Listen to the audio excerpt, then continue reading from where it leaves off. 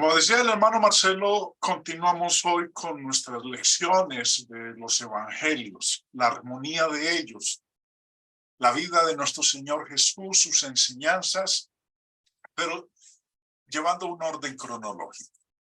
Hoy vamos a empezar a estudiar lo que fue el Sermón del Monte. Van a ser varias lecciones. No lo vamos a presentar en una o dos nomás. Van a ser un buen número de lecciones en donde vamos a estar abordando y mirando de una manera amplia lo que fue este sermón de nuestro Señor Jesucristo, conocido como el Sermón del Monte. Cuando el Señor empieza a hablar o a exponer este sermón, nos dice, empezando en Mateo 5, en el verso 1, viendo la multitud, subió al monte, y sentándose, vinieron a él sus discípulos, y abriendo su boca les enseñaba, diciendo, bienaventurados. El término bienaventurado, que lo vamos a encontrar mencionado en las 7 bienaventuranzas, porque son 7 las que menciona aquí el pasaje en Mateo 5, viene de esta raíz griega, Macarios. Y el señor Biden en su diccionario nos dice que el significado, bendito, feliz, bienaventurado. O como lo define también el señor Strong en su diccionario de palabras griegas, dice que bienaventurado significa supremamente bendecido, afortunado, bien librado, bienaventurado, dichoso, glorioso. Una persona que es bendita es aquella que recibe buenas cosas porque ha hecho lo correcto. Y Jesús inicia su sermón con 8 declaraciones. Corrijo, dije hace un momento 7 y son 8. Jesús inicia este sermón con 8 declaraciones describiendo la clase de personas a quien Dios bendice.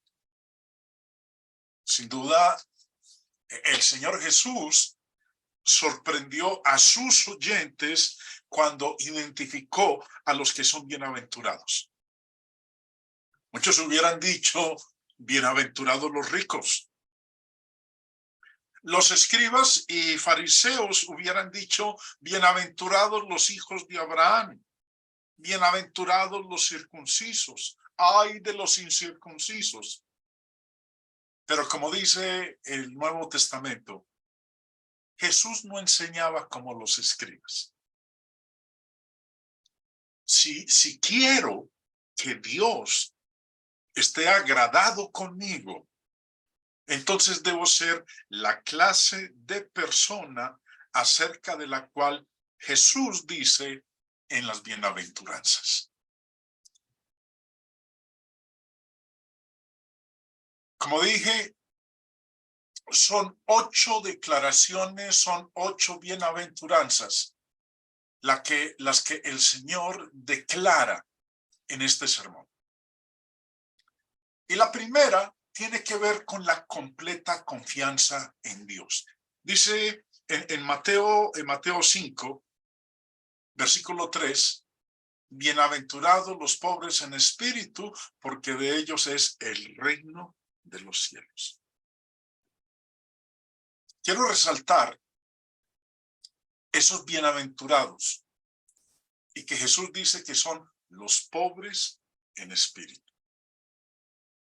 No los pobres de espíritu, los pobres en espíritu. Ahora, ¿quiénes son los pobres en espíritu? Los pobres en espíritu son los humildes. Son los que reconocen que son pecadores y que buscan el perdón de Dios. Todo el mundo peca. Pablo dijo en Romanos 3:23 que todos hemos pecado. Y los pobres en espíritu son los que reconocen que son pecadores y que están dispuestos a confesar sus pecados. Los pobres en espíritu admiten humildemente que han faltado, que han errado, que están mal y que buscan el perdón de Dios y de las personas a quienes han ofendido. Lucas 18 es la enseñanza del Señor a aquellos que se justificaban a sí mismos, que se creían mejores que los demás.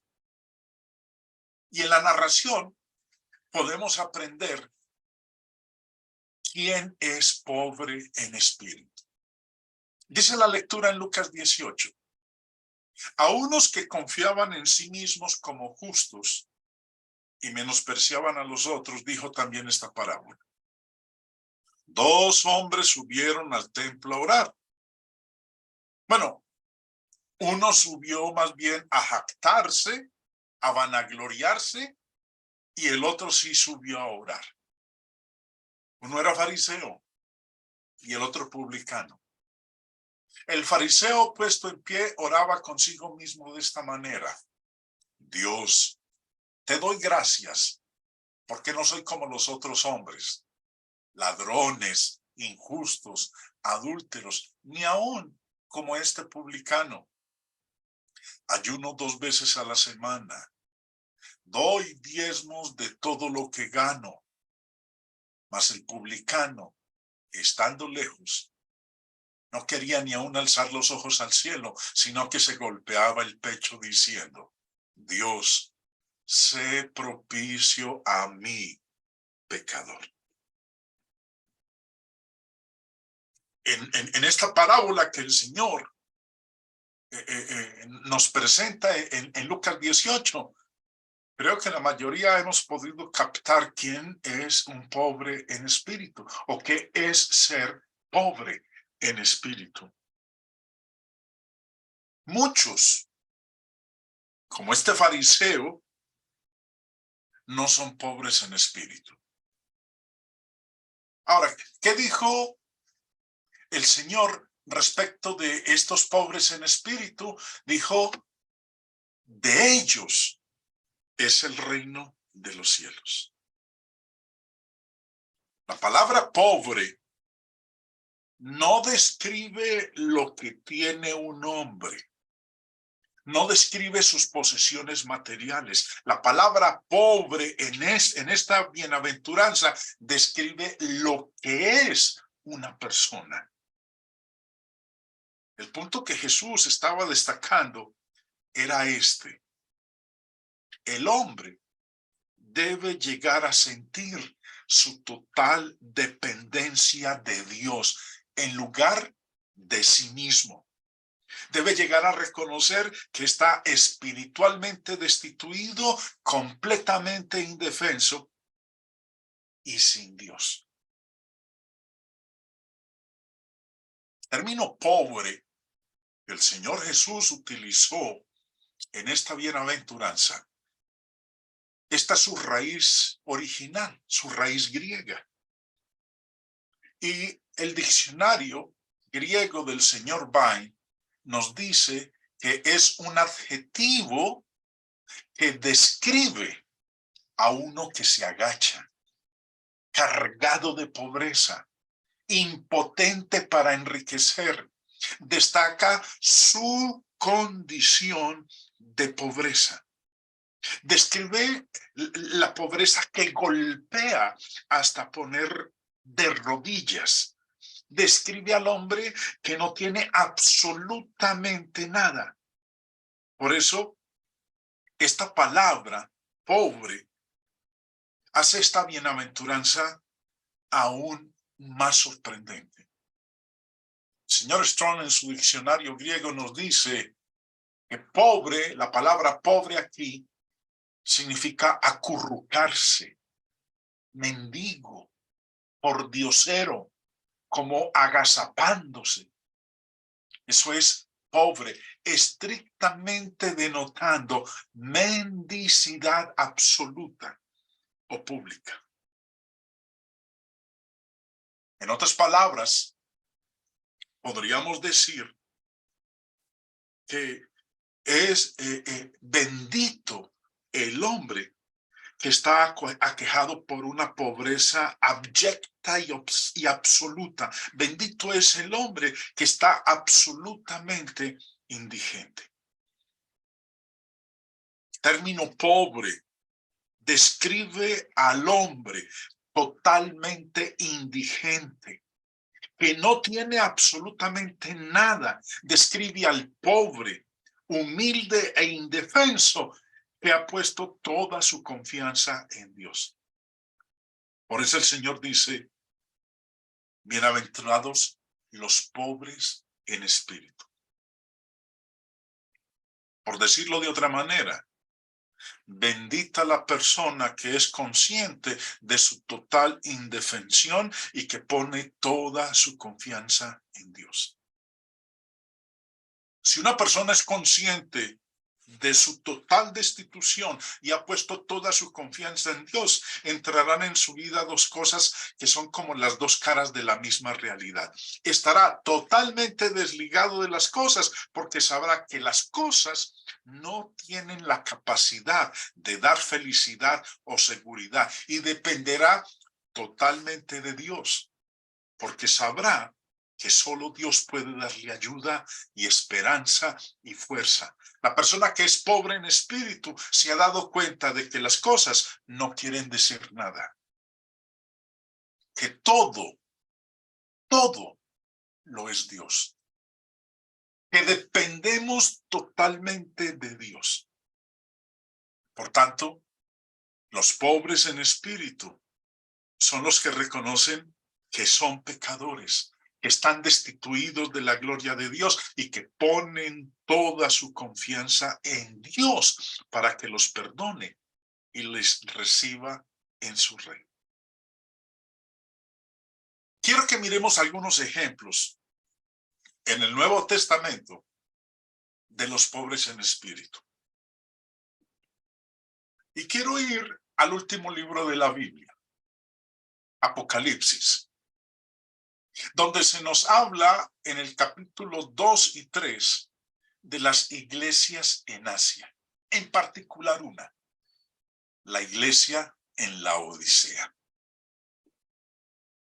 En el capítulo 3 de Apocalipsis, del verso 14 al 22, el Señor manda un mensaje a esta iglesia y la describe como una iglesia tibia, que no es ni fría ni caliente. Y en el verso 17 le presenta esta queja.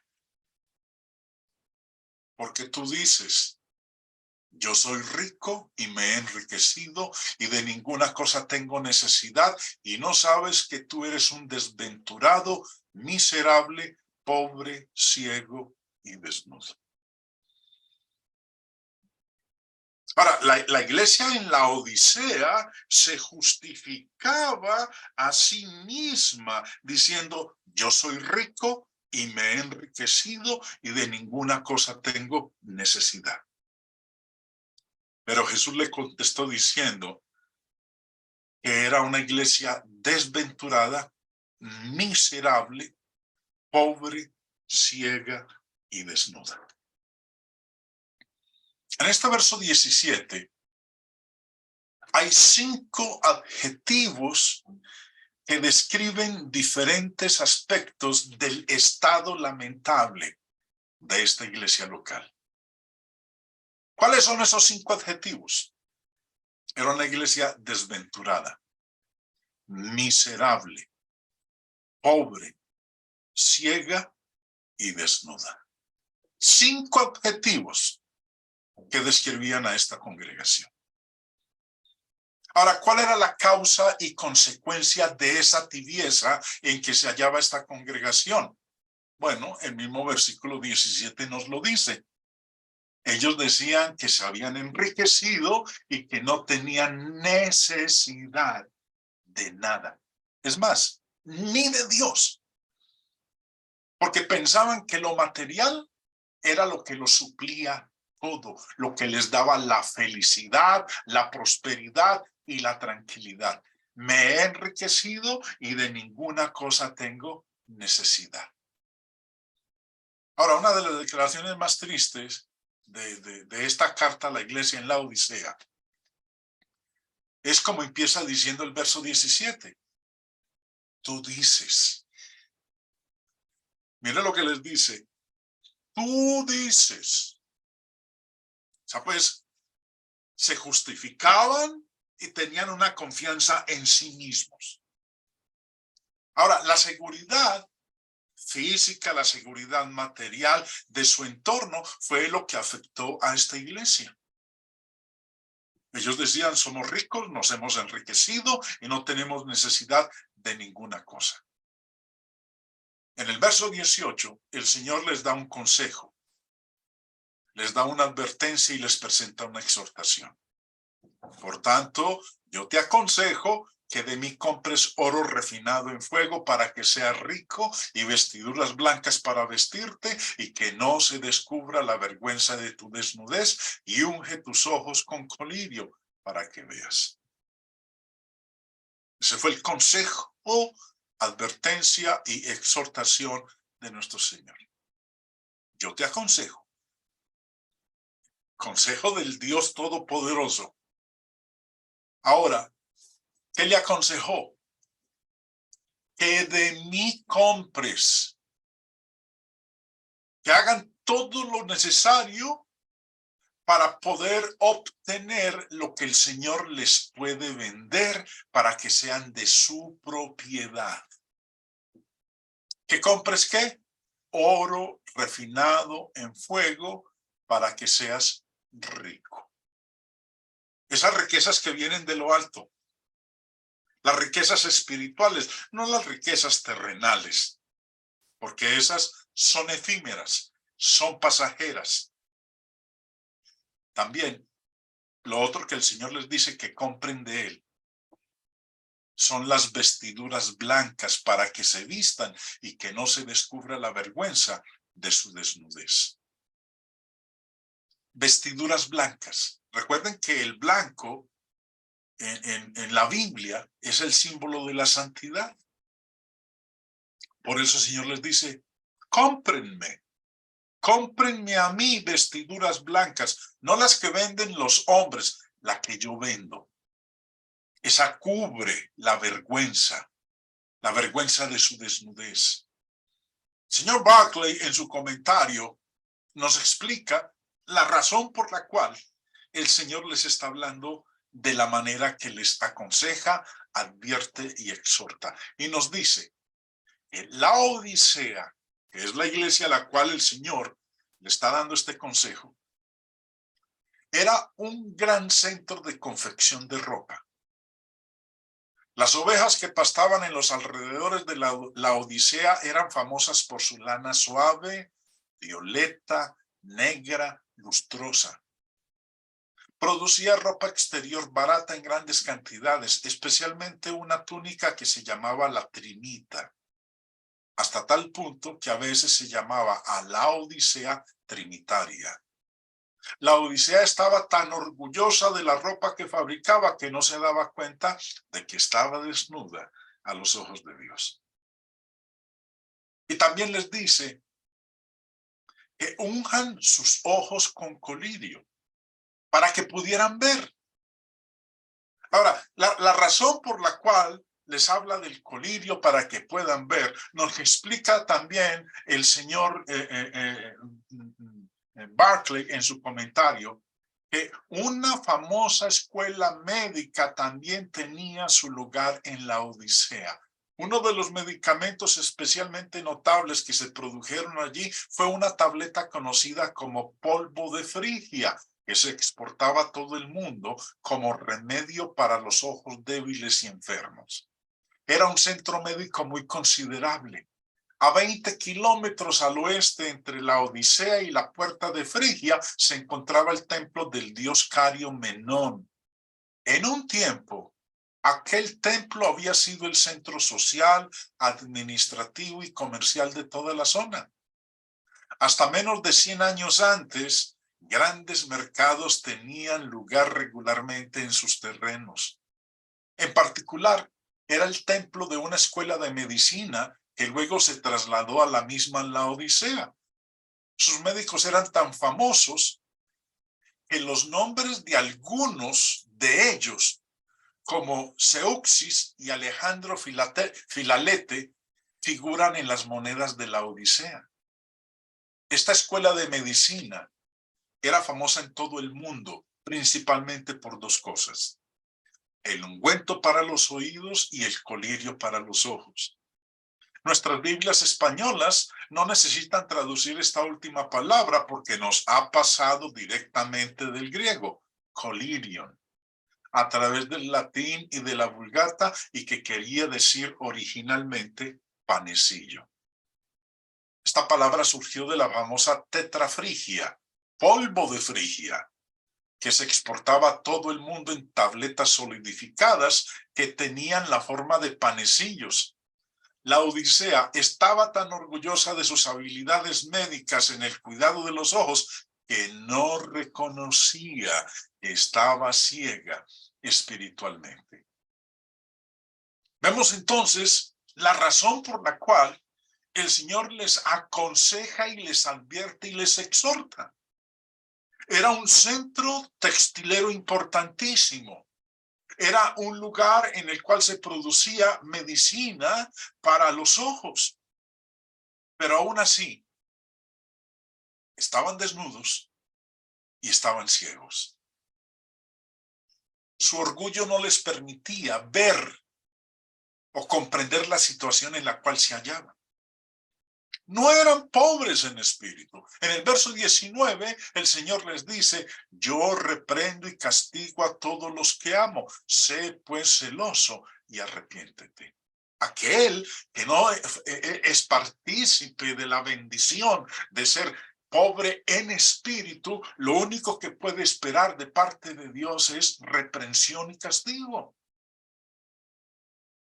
El escritor de Hebreos en el capítulo 12 dice, verso 5, que habéis ya olvidado la exhortación que como a hijos se os dirige, diciendo: hijo mío, no menosprecies la disciplina del Señor, ni desmayes cuando eres reprendido por él, porque el Señor al que ama disciplina y azota a todo el que recibe por hijo. Si soportáis la disciplina, Dios os trata como a hijos, porque ¿qué hijo es aquel a quien el Padre no disciplina? Pero si se os deja sin disciplina, de la cual todos han sido participantes, entonces sois bastardos y no hijos. Por otra parte, tuvimos a nuestros padres terrenales que nos disciplinaban y los venerábamos. ¿Por qué no obedeceremos mucho mejor al Padre de los Espíritus y viviremos? Y aquellos ciertamente por pocos días nos disciplinaban como a ellos les parecía, pero para lo que nos es provechoso, para que participemos de su santidad. Después de que el Señor les aconseja, les advierte, les exhorta, les hace una promesa de una recompensa, y los invita a que oigan. Dice en el versículo 20, he aquí, yo estoy a la puerta y llamo. Si alguno oye mi voz y abre la puerta, entraré a él y cenaré con él y él conmigo. Un paréntesis antes de continuar. Este versículo no es una invitación a los que aún no son hijos de Dios. Esta es una invitación a los que ya son hijos de Dios, porque este es el mensaje a una iglesia, a los miembros de la iglesia en la Odisea, a esos cristianos en la Odisea que se habían vuelto tibios. Él les dice: yo estoy a la puerta y llamo. Si alguno oye mi voz si algún cristiano oye mi voz y abre la puerta, entraré a él y cenaré con él y él conmigo. Esta es una invitación a los que ya son hijos de Dios. Esta no es una invitación a los que aún no han obedecido al evangelio. Es para los que ya obedecieron y se olvidaron. Se volvieron tibios, ya ni eran calientes ni fríos, eran tibios. Y es a esos cristianos que el Señor les dice, yo estoy a la puerta y llamo. La invitación es para esos. Es un error utilizar este versículo y predicarle o utilizarlo para invitar a aquellos que aún no forman parte del pueblo de Dios. Y el verso 21 dice, al que venciere, le daré que se siente conmigo en mi trono, así como yo he vencido y me he sentado con mi Padre en su trono. Por eso es que en la bienaventuranza el Señor habló de que de ellos es el reino de los cielos. Pero antes de leerlo, devolviéndonos al sermón del monte, terminemos en Apocalipsis 3:22, donde dice, el que tiene oído, oiga lo que el Espíritu dice a las iglesias. El Señor, en la bienaventuranza de los pobres en espíritu, les dice que de ellos es el reino de los cielos.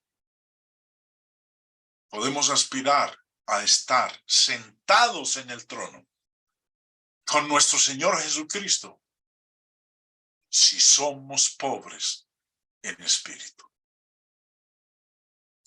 Otro ejemplo de pobres en espíritu lo encontramos en Lucas capítulo 7. La imagen que ustedes están viendo en pantalla es el de la mujer pecadora que regó con lágrimas los pies de Jesús y los enjugaba con sus cabellos. Esa mujer era pobre en espíritu. Reconocía que estaba arruinada espiritualmente y confiaba en Jesús para el perdón. Es más, leamos lo que nos dice Lucas 7 respecto de este evento. Uno de los fariseos rogó a Jesús que comiese con él. Y habiendo entrado en casa del fariseo, se sentó a la mesa. Entonces una mujer de la ciudad que era pecadora, al saber que Jesús estaba a la mesa en casa del fariseo, trajo un frasco de alabastro con perfume. Y estando detrás de él a sus pies, llorando, comenzó a regar con lágrimas sus pies y los enjugaba con sus cabellos y besaba sus pies y los ungía con el perfume. Cuando vio esto el fariseo que le había convidado, dijo para sí, si fuera profeta, conocería quién y qué clase de mujer es la que le toca. Es una pecadora. Entonces respondiendo Jesús le dijo, Simón, una cosa tengo que decirte. Y él le dijo, di, maestro. Un acreedor tenía 2 deudores. El uno le debía 500 denarios y el otro 50. Y no teniendo ellos con qué pagar, perdonó a ambos. Di pues cuál de ellos le amará más. Respondiendo Simón dijo, pienso que aquel a quien perdonó más. Y él le dijo, realmente has juzgado. Y vuelto a la mujer, dijo a Simón, ¿ves esta mujer? Entré en tu casa y no me diste agua para mis pies. Mas esta ha regado mis pies con lágrimas y los ha enjugado con sus cabellos. No me diste beso, mas esta desde que entré no ha cesado de besar mis pies. No ungiste mi cabeza con aceite, mas esta ha ungido con perfume mis pies. Por lo cual te digo que sus muchos pecados le son perdonados, porque amó mucho. Mas aquel a quien se le perdona poco, poco ama. Y a ella le dijo, tus pecados te son perdonados. Y los que estaban juntamente sentados a la mesa comenzaron a decir entre sí, ¿quién es este que también perdona pecados? Pero él dijo a la mujer, tu fe te ha salvado. Ve en paz. Esta mujer pecadora que regó con lágrimas los pies de Jesús y los enjugó con sus cabellos, era pobre en espíritu. Ella reconocía que estaba arruinada espiritualmente y que solo podía confiar en el Señor para poder obtener el perdón de sus pecados. Un ejemplo de pobre en espíritu. Otro ejemplo, el hijo pródigo. Todos conocemos muy bien la historia del hijo menor que un día le dijo a su padre, dame la parte de la herencia que me corresponde. Su padre se la dio y se fue a una tierra lejana y allá gastó la herencia viviendo perdidamente y hasta que todo lo hubo malgastado. Después vino una gran hambre en esa tierra y nadie le ayudó y lo único que pudo conseguir fue cuidando marranos, cuidando cerdos, y era tanta el hambre que pasaba que hasta peleaba con los cerdos por el alimento que ellos comían, porque anhelaba saciarse aún de las algarrobas que comían los cerdos. Y un día, cuando ya tocó fondo, nos dice, empezando en el verso 17, y volviendo en sí, dijo, ¿cuántos jornaleros en casa de mi padre tienen abundancia de pan? Y yo aquí perezco de hambre. Me levantaré e iré a mi padre y le diré, Padre, he pecado contra el cielo y contra ti. Ya no soy digno de ser llamado tu hijo. Hazme como a uno de tus jornaleros. Aquel que en principio era un arrogante, jactancioso, vanaglorioso, hijo de un hombre rico, aprendió a ser pobre en espíritu. Y obviamente no podemos dejar por fuera al rey David. David cayó en adulterio. Mandó a matar al esposo de la mujer con la cual adulteró. Y mientras él no reconoció su falta, vivió en jactancia y en vanagloria hasta que un día un profeta de Dios de nombre Natán vino y lo confrontó.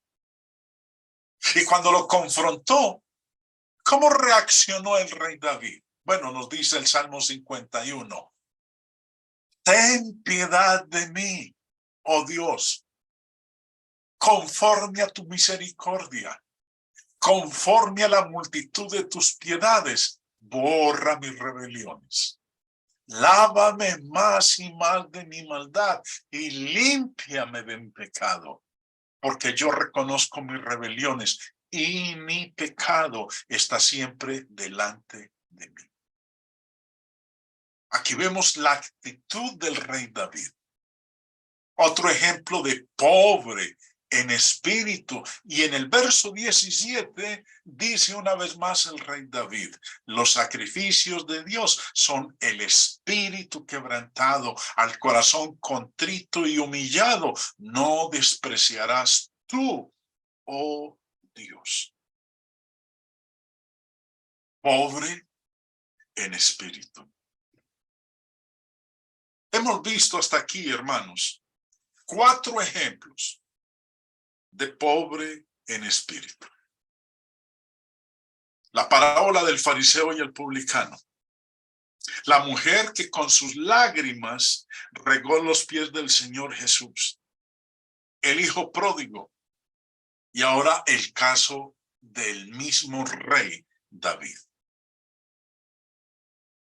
Ahora, de los pobres en espíritu, a quienes el Señor les dice, bienaventurados los pobres en espíritu, les dice algo más. Y es que de ellos es el reino de los cielos. Los pobres en espíritu serán perdonados y hechos ciudadanos del reino de los cielos. Pero es en vano hablar de la salvación a los que no quieren reconocer que son pecadores, que deben arrepentirse y cambiar sus vidas. El médico no puede ayudar al enfermo que no quiere reconocer que está enfermo.